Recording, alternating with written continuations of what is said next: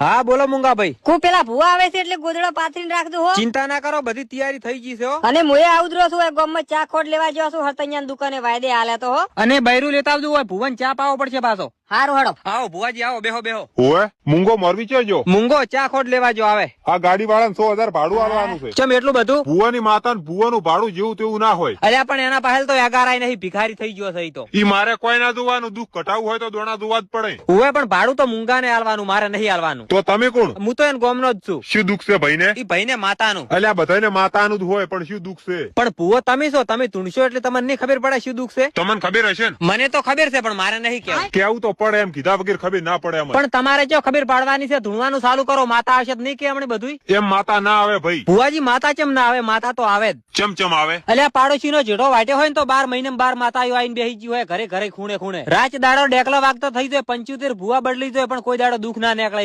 એવી માતા આવે. કોણ મેલે? હગ્ગો ભાઈ મેલે. ચા પાણી નું થાય તો કરો કે હું ઓઢો છું ને ચા પાઈ નાખ્યો હોય. પાડોશી જઈને પીતા હું. પાડોશી નહીં જાવું ને કે મારે વગર દુખી હમણાં 4-5 ડેરા આવીને હેઠો પડશે. પાડોશી નહીં જાવું, બેહો. હું પણ પેલો મૂંગો આવે એટલે ઘડા હું બહાર જાતા હું. હારું જાતા આવો.